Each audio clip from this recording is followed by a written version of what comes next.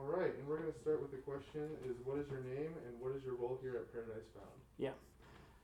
My name is Will Paradise, and I'm the owner of Paradise Found.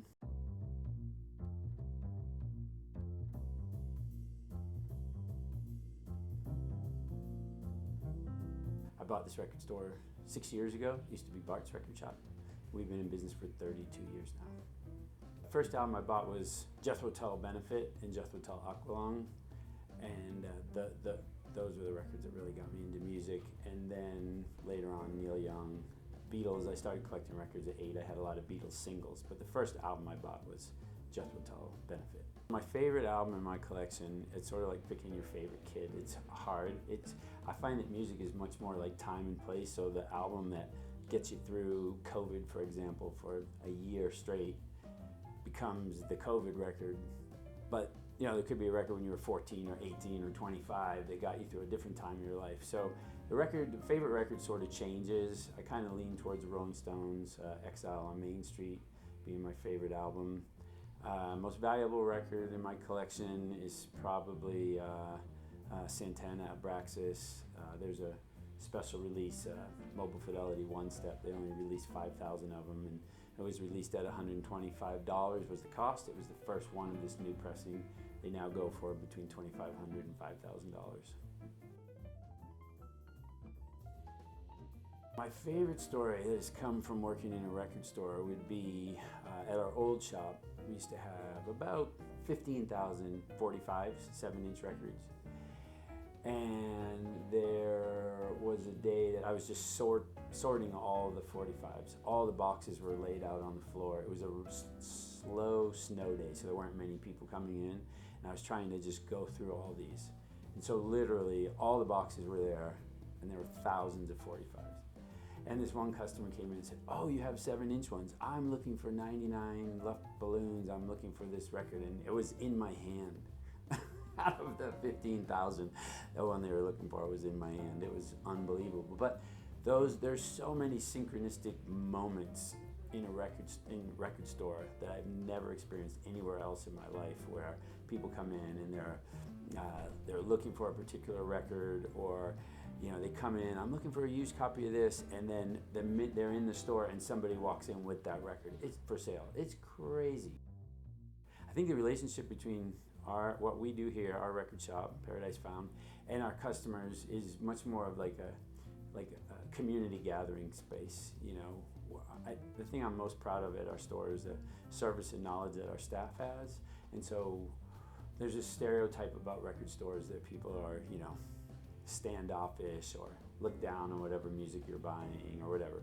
But our folks are very passionate about music, and we just love helping people find something that makes them feel better. So whatever you're into, doesn't matter who it is, we want to have it for customers. And you know, we have so many people that come in, they're not buying anything. They come in to spend a half an hour here and talk to us and look around and just, you know, get a dose of energy that makes them feel good for the rest of the day. So that's the thing that we're most proud of, is just becoming a community gathering place for people to come and hang out, and like-minded people.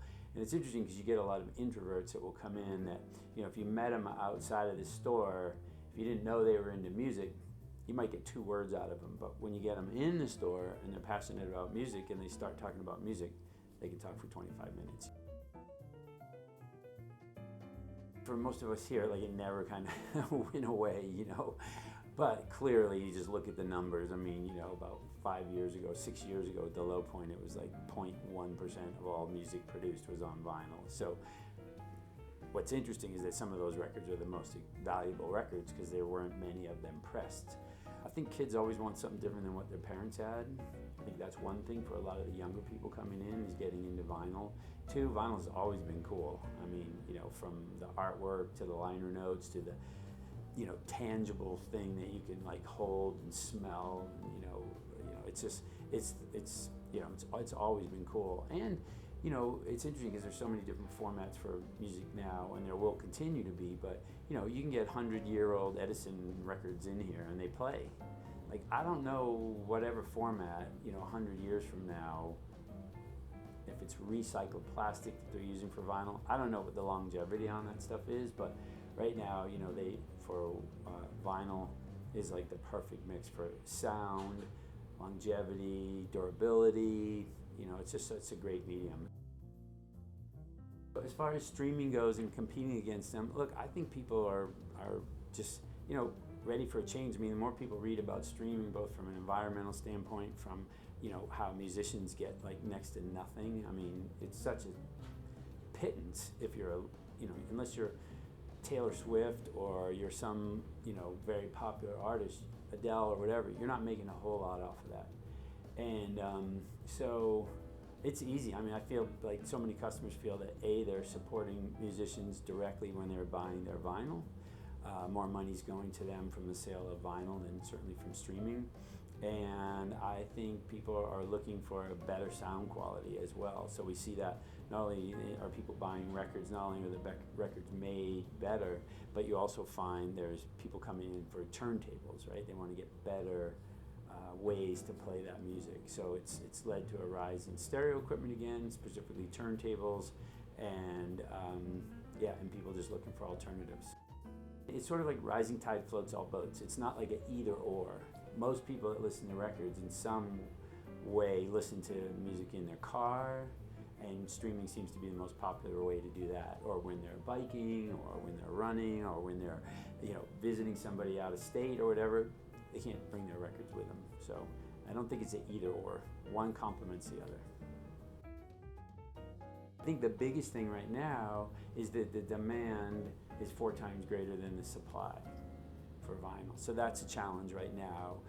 Popular titles, you might have to wait 3 to 6 months to see them again after the last pressing. And there's a shortage in vinyl right now, not just because of the demand, but also there was, you know, a fire that had happened in LA where the vinyl, the little pucks, you know, they were stored in this massive warehouse that burned to the ground, you know, 2 summers ago. And they're like, there's going to be an impact, and we're seeing that impact.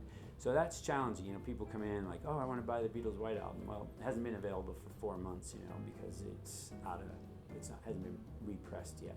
But it'll be interesting to see how that plays out, because as more vinyl stores open, as demand continues to increase, then obviously the supply will continue to be pressed as it is now. So that makes something like Record Store Day challenging, where some of those there's only 1,000 titles or 2,000 titles or 5,000 titles. You know, there's now 1,340 independent record stores that will participate in Record Store Day this year. So if you do the math, if there's 5,000 titles and there's 1,340 independent record stores, then you're talking 3 titles per store.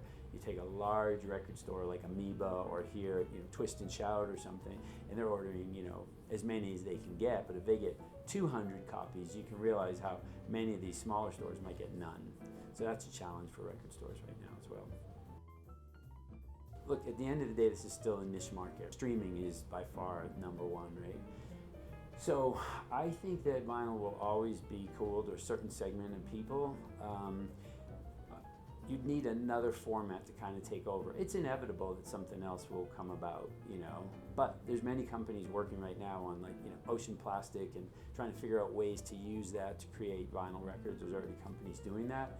That could be the next iteration of vinyl, so it wouldn't be so much it would be a recycled, reused petroleum product versus just like virgin vinyl, you know. So that could come about, but I think vinyl's going to be around for a while.